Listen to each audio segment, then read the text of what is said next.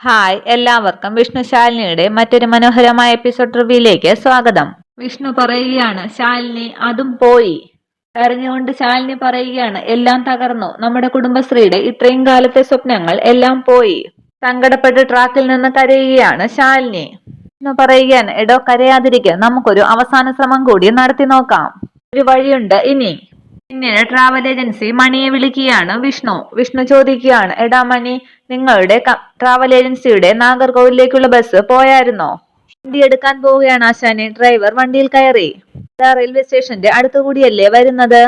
എന്നാൽ അതിലൊരു ടിക്കറ്റ് വേണം എനിക്ക്. മണി പറയുകയാണ്, ആശാന് ഒന്നല്ല 10 ടിക്കറ്റ് തരും മണി. നിങ്ങൾ നമ്മുടെ ചങ്കല്ലേ? ചിരിച്ചുകൊണ്ട് വിഷ്ണു പറയുകയാണ്, തൽക്കാലം ഒന്നു മതി. ആ റെയിൽവേ സ്റ്റേഷനടുത്തുള്ള കമ്പനി റോഡില്ലേ, അവിടെ ഉണ്ടാകും. ശരി ആശാനെ ഏറ്റവും പറഞ്ഞ് ഫോൺ വയ്ക്കുകയാണ് മണി. ഡോ, നമുക്ക് ഭാഗ്യമുണ്ടോ, എന്റെ പരിചയക്കാരനുള്ള ഒരു ട്രാവലിംഗ് കമ്പനിയാണ്. നാഗർകോവിലേക്കുള്ള അവന്റെ ബസ് ടൗൺ വിട്ടിട്ടില്ല, നമുക്കതിലൊരു സീറ്റ് ഉറപ്പാണ്. അത് കേട്ട് സന്തോഷത്തോടു കൂടി വിഷ്ണുവിന്റെ തോളിലേക്ക് ചായുകയാണ് ശാലിനി. പിന്നീട് കാണിക്കുന്നത് കുടുംബശ്രീ വീടാണ്. ഇവിടെ ആലോചിച്ച് വിഷമിച്ചു നിൽക്കുന്ന ശാരദാമ്മയുടെ അടുത്തേക്ക് ചെല്ലുകയാണ് ശാന്ത ചോദിക്കുകയാണ്, എന്താ ശാരദാമ്മേ, ശാലിനി പരീക്ഷ എഴുതാൻ പോയതിന്റെ ടെൻഷനിലാണോ? ഞാൻ ഓരോരോ കാര്യങ്ങൾ ഇങ്ങനെ ആലോചിക്കുകയായിരുന്നു ശാന്തേ. ആര്യയുടെ കല്യാണം ഇങ്ങടുത്തു. രാജീവ് സാറിന്റെ വീട്ടുകാര് താല്പര്യം പറഞ്ഞിട്ടാണ് പോയത്. നിശ്ചയവും കല്യാണവും ഒക്കെ ഉടനെ നടക്കും. ശാന്ത ചോദിക്കുകയാണ്, അത് നല്ല കാര്യമല്ലേ? അതെ, നല്ല കാര്യമൊക്കെ തന്നെയാണ്. പക്ഷേ കല്യാണം എന്നൊക്കെ പറയുമ്പോൾ പല വഴി ചിലവല്ലേ ശാന്തേ? എന്റേലാണെങ്കിൽ 10 പൈസയും ഇല്ല. ഇനിയിപ്പോ എന്താ ശാരദാമ്മേ ചെയ്യുക? ശാരിക ജനിക്കുന്ന സമയത്ത് ശാരികയുടെ കല്യാണ ചിലവിനാണെന്നും പറഞ്ഞ് ഗോപാലേട്ടൻ സഹകരണ ബാങ്കിൽ ഒരു അക്കൗണ്ട് തുടങ്ങിയിരുന്നു. ആദ്യമൊക്കെ അതിൽ കുറച്ച് പൈസ ഇട്ടിരുന്നു. 17 വർഷം മുമ്പത്തെ കാര്യമാണ്. ഇതിന്റെ കാര്യങ്ങൾ അന്വേഷിക്കാൻ കുറുപ്പ് സാറിനോട് പറഞ്ഞിരുന്നു. സാറ് വരാൻ കാത്തിരിക്കുകയാണ് ഞാൻ. ശാന്ത പറയുകയാണ്, പറഞ്ഞതുപോലെ കുറുപ്പ് സാറാണല്ലോ ബാങ്കിലെ ഇപ്പോഴത്തെ പ്രസിഡന്റ്. അന്നേരം അവിടേക്ക് മഴയത്ത് വന്ന ശാരിയെ കണ്ടിട്ട് ശാരദാമ്മ പറയുകയാണ്, ശാരി വന്നല്ലോ. കടയിൽ ക്യാഷിൽ ആരാണ്? ശാന്ത പറയുകയാണ്, ഞാനുണ്ട് ശാരദാമ്മേ. തേയില തീർന്നു, ഞാനത് എടുക്കാൻ വന്നതാണ്. ആരിക പറയുകയാണ്, അമ്മേ, തയ്യൽ ക്ലാസ്സിലെ ടീച്ചർ ഒരു കാര്യം പറയാൻ പറഞ്ഞു. അയാളോട് പറയാനാണ്. അവിടെയാ മുഹമ്മദ് ഹാജിയുടെ ഫാക്ടറിയിൽ 10-20 തൊഴിലാളികൾ പണിയെടുക്കുന്നില്ലേ? അവിടത്തെ ക്യാൻറ്റീന് കോൺട്രാക്ട് കൊടുത്തിരുന്നത് ഒരു തമിഴ്നാട്ടുകാരനാണ്. ഹാജിക്ക് എന്തോ തൃപ്തിയില്ലായ്മ തോന്നിയിട്ട് അയാളുടെ കോൺട്രാക്ട് അവസാനിപ്പിച്ചു. ഇവിടുത്തെ കോൺട്രാക്ട് നമ്മൾ ഇങ്ങെടുത്താൽ ദിവസം 10-30,000 രൂപയുടെ കച്ചവടം നടക്കുമത്രേ. അഡ്വാൻസ് ആയിട്ട് ഹാജിയുടെ കയ്യിൽ നിന്നും നല്ലൊരു തുകയും വാങ്ങാമെന്ന് പറഞ്ഞു. അമ്മയ്ക്ക് പരിചയമുള്ള ആളല്ലേ ഈ മുഹമ്മദ് ഹാജി? വലിയ മനസ്സുള്ള മനുഷ്യനാണ്, ഒന്നും പോയി കാണാൻ പറഞ്ഞു ടീച്ചർ. നേരം അവിടേക്ക് വന്ന കുറുപ്പ് സാർ പറയുകയാണ്, അതെ, ഹാജിയാര് തങ്കപ്പെട്ട മനുഷ്യനാണ്.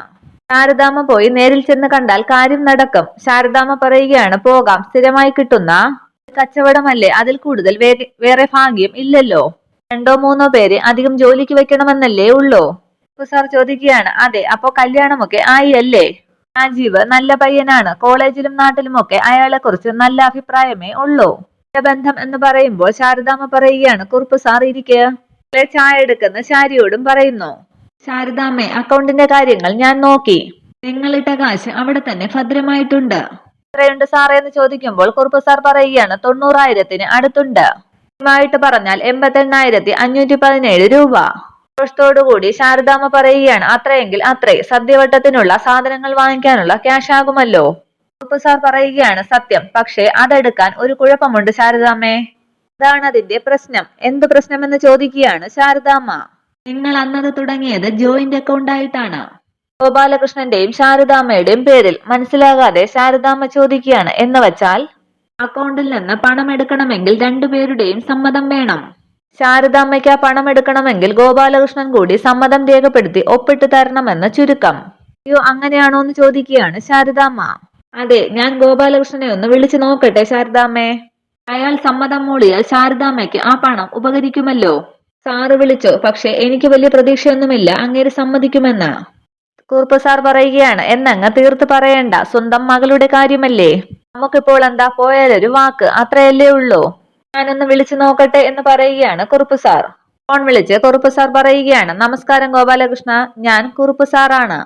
അമ്പല കമ്മിറ്റിയിൽ നമ്മൾ ഒരുമിച്ച് വർക്ക് ചെയ്തിട്ടുണ്ട്. ആ പറയണം സാറേ, എന്തുണ്ട് വിശേഷങ്ങൾ? അതെ ഗോപാലകൃഷ്ണ, ഞാൻ സഹകരണ ബാങ്കിലെ പ്രസിഡന്റ് കൂടിയാണെന്ന് അറിയാമല്ലോ.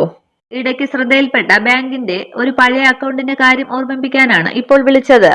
അതെ, കുടുംബശ്രീ ശാരദാമ്മയും നിങ്ങളും കൂടി എടുത്ത ഒരു ജോയിന്റ് അക്കൗണ്ട് ഇല്ലേ? ഇവിടത്തെ പഴയ മാനേജർ പറഞ്ഞത് നിങ്ങളുടെ മൂത്ത മകൾ ശാരികയുടെ ജനന സമയത്ത് ആ കുഞ്ഞിനെ മുന്നിൽ കണ്ട് നിങ്ങൾ തുടങ്ങിയ അക്കൗണ്ട് ആണെന്നാണ്. ആ, ഓർമ്മയുണ്ട്. അതിപ്പോൾ പലിശ ഉൾപ്പെടെ ഒരു 10,75,000 മിനിമം കാണുമല്ലോ. ഉണ്ട്. ശാരികയ്ക്ക് ഇപ്പോൾ ഒരു കല്യാണം അടുത്തു വന്നിരിക്കുകയല്ലേ? ശാരദാമ്മയ്ക്ക് ആ പണം എടുത്താൽ കൊള്ളാമെന്നുള്ള ഒരാലോചനയുണ്ടെന്ന് എന്നോട് പറഞ്ഞിരുന്നു. ഇതൊക്കെ അകത്ത് ജനലിൽ കൂടി ശ്രദ്ധിക്കുകയാണ് ശ്യാമ. ഗോപാലകൃഷ്ണൻ ചോദിക്കുകയാണ്, ആണോ? എന്നോട് ഇതുവരെ ഇതൊന്നും പറഞ്ഞില്ലല്ലോ. അവളുടെ ജോയിന്റ് ഇപ്പോൾ എന്നോടാണോ അതോ? ഇത് കേട്ട് കുറുപ്പ് സാർ പറയുകയാണ്, ഗോപാലകൃഷ്ണ, വെറുതെ അനാവശ്യം പറയരുത്. എന്നാൽ ആവശ്യം പറയാം. ആ കാശ് എടുക്കുന്ന കാര്യം അവൾ ആലോചിക്കുകയേ വേണ്ട. എടുക്കുന്ന കാര്യം നടപടി ആവില്ല. ശാരികയുടെ കല്യാണാവശ്യത്തിന് വേണ്ടിയാണെന്ന് പറഞ്ഞല്ലേ നിങ്ങൾ അന്ന് അക്കൗണ്ട് തുടങ്ങിയത്? അന്നങ്ങനെ പലതും പറഞ്ഞിട്ടുണ്ടാകും. അതൊക്കെ കഴിഞ്ഞ് പാലത്തിനടിയിൽ കൂടി ഒരുപാട് വെള്ളം ഒഴുകിപ്പോയി സാറേ. നിങ്ങൾ ആ തോണി പിടിക്കേണ്ട ഇനി. അല്ലെങ്കിൽ തന്നെ ബാങ്കിൽ ഒരു അക്കൗണ്ട് തുടങ്ങുമ്പോൾ കല്യാണത്തിനെന്നോ അടിയന്തരത്തിനെന്നോ അങ്ങനെ വാക്കൊന്നും ഇല്ലല്ലോ. ഞാനത് അടുത്ത വർഷം അറബിക്കടലിൽ മത്സ്യകൃഷി നടത്താൻ വെച്ചിരിക്കുന്ന കാശാണ്. അതവിടെ പൂത്ത് പൂത്ത് കിടന്നോട്ടെ. നിങ്ങൾ ബുദ്ധിമുട്ടേണ്ട. കുറുപ്പ് സാർ പറയുകയാണ്, നിങ്ങൾ ഇങ്ങനത്തെ മുട്ടാപ്പോക്ക് പറയല്ലേ ഗോപാലകൃഷ്ണ. ഇപ്പോൾ നിങ്ങൾ ഒപ്പിട്ട് കൊടുത്തില്ലെങ്കിൽ ശാരദാമ്മയ്ക്ക് ആ പണം എടുക്കാൻ പറ്റില്ല. ശാരദാമ്മ ഒപ്പിട്ട് തന്നില്ലെങ്കിൽ നിങ്ങൾക്കും അതെടുക്കാൻ പറ്റില്ല. പിന്നെന്തിനാ ആർക്കും കിട്ടാതെ ആ പണം പാഴാക്കി കളയുന്നത്? പാഴാക്കുന്നെന്ന് ആര് പറഞ്ഞു? ബാങ്കിനൊരു മൂലധനമായിട്ട് അത് കിടക്കട്ടെ എന്ന് വച്ചിട്ടാണ്. നിങ്ങളല്ലേ ബാങ്ക് പ്രസിഡന്റ്. കാശ് സ്വരൂക്കൂട്ടേണ്ടത് നിങ്ങളുടെ ചുമതല കൂടിയല്ലേ? ഗോപാലകൃഷ്ണ, ബാങ്ക് പ്രസിഡന്റ് ആയിട്ടല്ല, മനുഷ്യത്വത്തിന്റെ പേരിലാണ് ഞാനിപ്പോൾ സംസാരിക്കുന്നത്. സാറിന്റെ മനുഷ്യത്വത്തിന്റെ അളവ് ഇത്തിരി കുറച്ചു വച്ചോ. ജനിപ്പിച്ച അച്ഛനില്ലാത്ത ഉത്കണ്ഠയൊന്നും പഠിപ്പിച്ച മാഷിന് വേണമെന്നില്ല. അക്ഷരം പറഞ്ഞു കൊടുക്കുന്ന അധ്യാപകനായതുകൊണ്ട് ഞാൻ കൂടുതലൊന്നും പറയുന്നില്ല. നിങ്ങൾ ഫോൺ വയ്ക്കാൻ നോക്ക് എന്ന് പറയുമ്പോൾ കുറുപ്പ് സാർ പറയുകയാണ്, ഗോപാലകൃഷ്ണ പ്ലീസ്. സാർ അധികം സംസാരിക്കണമെന്നില്ല എന്ന് ഞാൻ പറഞ്ഞു കഴിഞ്ഞു. ജോയിന്റ് അക്കൗണ്ടിൽ നിന്ന് പണം പിൻവലിക്കാൻ ഞാൻ ഒപ്പിട്ട് തരണമെന്നുണ്ടെങ്കിൽ ഒരു വഴിയേ ഉള്ളൂ. ആ 4 പെണ്ണുങ്ങളിൽ ഒന്ന് വീഴണം. മാവ് വെട്ടി ചിതയൊരുക്കാനോ അടിയന്തരത്തിന് ഇഡലിയും സാമ്പാറും ഉണ്ടാക്കാനോ വേണ്ടി ആ പണം പിൻവലിക്കാൻ മാത്രമേ ഞാൻ സമ്മതിക്കൂ. ഇനി ഇതിന്റെ പേരിൽ എന്നെ വിളിക്കരുത്, പറഞ്ഞേക്കാം എന്ന് പറഞ്ഞ് ഫോൺ കട്ട് ചെയ്യുകയാണ് ഗോപാലകൃഷ്ണൻ. ഫോൺ വെച്ച ശേഷം ശാരദാമ്മയോട് കുറുപ്പ് സാർ പറയുകയാണ്, അപ്പോ അത് നടക്കില്ല. ഞാൻ പറഞ്ഞത് ഇപ്പോൾ എങ്ങനെയായി കുറുപ്പ് സാറേ? സമ്മതിക്കുന്നു. നിങ്ങളുടെ ഭർത്താവ് ഒരു മനുഷ്യനില്ല, മൃഗമാണ്. ഒരിക്കലും നന്നാവാത്ത ഒരു വൃത്തികെട്ടവൻ. ശാരദയുടെ തലവര ഇങ്ങനെയൊക്കെ തന്നെയാണ് സാറേ.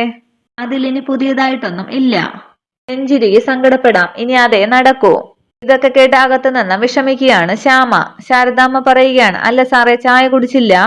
ശാലിനി തൊണ്ടേ നിറങ്ങില്ല ശാരദാമ്മേ, ഞാൻ പോയിട്ട് പിന്നെ വരാം എന്ന് പറഞ്ഞ് ശാരദാമ്മയ്ക്ക് ചായ തിരികെ ഏൽപ്പിച്ചിട്ട് മടങ്ങുകയാണ് കുറുപ്പ് സാർ.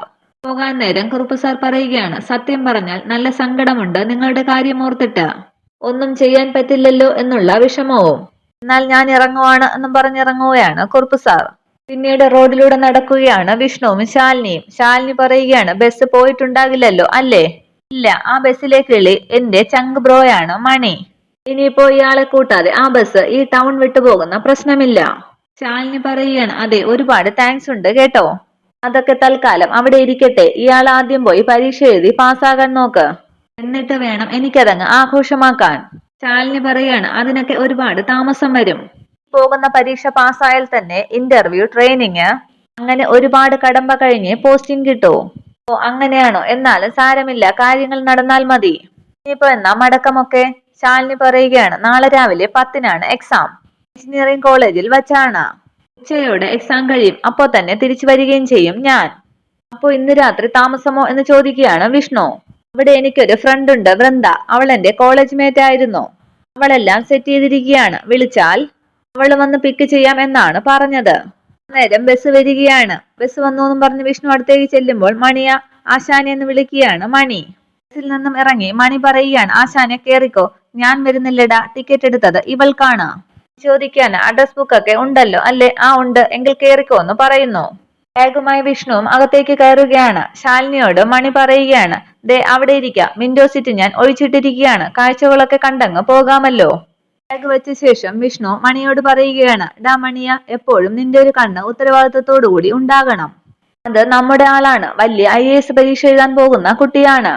ആശാന്റെ ആളാണെങ്കിൽ പിന്നെ എന്റെ 2 കണ്ണും അയാളുടെ മേൽക്ക് ഉണ്ടാകും. ഡോൺ വറി ആശാനെ, ബി ഹാപ്പി. ശാലിനിയുടെ അടുത്തേക്ക് ചെന്ന് വിഷ്ണു പറയുകയാണ്, അപ്പോ ശുഭയാത്ര, പോയി ജയിച്ചിട്ട് വാ. ശാലിനിക്ക് കൈ കൊടുത്തിട്ട് വിഷ്ണു പറയുകയാണ് പോട്ടെ സൂക്ഷിച്ചു പോണേ എന്ന് പറഞ്ഞിട്ട് ബസ്സിൽ നിന്നും ഇറങ്ങുകയാണ് വിഷ്ണു. ഇറങ്ങാൻ നേരം വിഷ്ണു തിരിഞ്ഞു നോക്കുമ്പോൾ അവിടെ ഒരു സീറ്റിൽ കിടന്നുറങ്ങുന്ന മാർട്ടിനെ കാണുകയാണ്. അന്നേരം റോഡിൽ വെച്ച് മാർട്ടിൻ ശാലിനിയോട് കയർത്ത കാര്യങ്ങളൊക്കെ വിഷ്ണു ആലോചിക്കുകയാണ്. വിഷ്ണു കരുതുകയാണ് ചേട്ടാ ഇവന്മാര് ഇതിനകത്തുണ്ടോ, ഇതിപ്പോൾ പോണ വഴിക്ക് തന്നെ സീനാകുന്ന ലക്ഷണമാണല്ലോ. ഇനിയിപ്പോൾ പരീക്ഷയ്ക്ക് പോകുന്നത് കൊണ്ട് ശാലിനിയെ വിഷമിപ്പിക്കാതെ വേണം കൈകാര്യം ചെയ്യാൻ. അതിനിപ്പോ തൽക്കാലം കൂടെ യാത്ര ചെയ്താലേ പറ്റൂ എന്നും പറഞ്ഞ് തിരികെ ബസ്സിലേക്ക് കയറുകയാണ് വിഷ്ണു. എന്നിട്ട് മണിയോട് പറയാൻ എടാ മണി വണ്ടി എടുക്കാൻ പറയും, നമുക്ക് പോയിക്കളയാം. മണി ചോദിക്കുകയാണ് അപ്പോ ആശാൻ ഇറങ്ങുന്നില്ലേ? ഇല്ലടാ, ചിലപ്പോ ചെറിയൊരു ജോലി വന്നേക്കും. ഒരു വണ്ടി കച്ചവടത്തിന് പറഞ്ഞു വെച്ചേക്കുകയാണ്. അപ്പോ ഇതിന്റെ കൂടെ അങ്ങ് അതും നടത്താം. ഈ ഡബിൾ കൂടെ നമുക്ക് പോകാം. ശരി ആശാൻ എന്ന് പറയുകയാണ് മണി. പിന്നീട് ശാലിനിയുടെ സീറ്റിലേക്ക് ചെല്ലുകയാണ് വിഷ്ണു. ഹലോ എന്ന് വിളിക്കുമ്പോൾ ശാലിനി ചോദിക്കുകയാണ് അല്ല ഇയാൾ ഇറങ്ങിയില്ലേ? ഇല്ല, ഇറങ്ങാൻ തുടങ്ങുമ്പോഴാണ് ആലോചിച്ചത് നാഗർകോവിൽ വന്നിട്ട് എനിക്കൊരു ആവശ്യമുണ്ടായിരുന്നു. മുമ്പ് ഒരു വണ്ടി കച്ചവടത്തിന്റെ കാര്യം പറഞ്ഞില്ലായിരുന്നോ? അതിലൊരു വണ്ടി അവിടെയുണ്ട്, അതങ്ങ് നോക്കിക്കളയാമെന്ന് വിചാരിച്ചു. ഇനിയിപ്പോഴാണെങ്കിൽ തന്റെ കമ്പനി ഉണ്ടല്ലോ, നമുക്ക് എന്തേലും മിണ്ടിയും പറഞ്ഞുമെങ്കിൽ അങ്ങ് പോകാം. അല്ല, തനിക്ക് വിരോധമൊന്നും ഇല്ലല്ലോ? എന്ത് വിരോധമാണ്? You are always welcome. എന്നെ സഹായിച്ച ആളല്ലേ? വിഷ്ണു പറയുകയാണ് എന്നാ ശരി, ഞാൻ ആ ടിക്കറ്റിന്റെ കാര്യം ഒന്ന് നോക്കട്ടെ. മാർട്ടിനെയും കൂട്ടരെയും ഒന്ന് നോക്കിയ ശേഷം വീണ്ടും മണിയുടെ അടുത്തേക്ക് പോവുകയാണ് വിഷ്ണു. എടാ മണി, എനിക്ക് കൂടി ടിക്കറ്റ് ഉണ്ടാവില്ലേ? പിന്നില്ലാതെ. ആശാന് വേണ്ടി വേണമെങ്കിൽ ഒരു ബസ് തന്നെ ഫ്രീ ആയിട്ട് വിട്ടുതരും നമ്മൾ. ഞങ്ങളുടെ മുതലാളി ആശാന്റെ ചങ്സ് അല്ലേ? അല്ലടാ, ഇപ്പൊ ഇനി ആരും കേറാനൊന്നും ഇല്ലേ? 2 പേര്, അത് കളിയിക്കാവിള കഴിഞ്ഞിട്ടാണ്. അതുകൊണ്ട് ഇപ്പൊ ആശാൻ ഇഷ്ടമുള്ളിടത്ത് ഇരുന്നോ? ശരിയിടാ എന്ന് പറഞ്ഞിട്ട് ശാലിനിയെ നോക്കി മാർട്ടിനെയും നോക്കിയിട്ട് വേറൊരു സീറ്റിലേക്ക് ഇരിക്കുകയാണ് വിഷ്ണു. ശേഷം ഫോൺ ചെയ്യുകയാണ് വിഷ്ണു. എടാ ആസീസെ, ഞാനിന്ന് നാഗർകോവിലേക്ക് വരുന്നുണ്ട്. അത് പിന്നെ ആ വണ്ടി ഒന്ന് കാണണമായിരുന്നു, അവിടെ ഉണ്ടല്ലോ അല്ലേ? ശരി ശരി, ഇന്ന് രാത്രിയായാൽ മിക്കവാറും നാളെ. സ്ഥലം ഏതാണെന്ന് ഞാൻ അവിടെ എത്തിയിട്ട് പറയാം. ശരി ശരി ഓക്കെ എന്നും പറഞ്ഞ് ഫോൺ വയ്ക്കുകയാണ് വിഷ്ണു. പിന്നീട് ഉറങ്ങുന്ന മാർട്ടിനെ തന്നെ നോക്കുകയാണ് വിഷ്ണു. ഇത്രയുമാണ് ഇന്നത്തെ എപ്പിസോഡ് വിശേഷങ്ങൾ. Okay, thank you.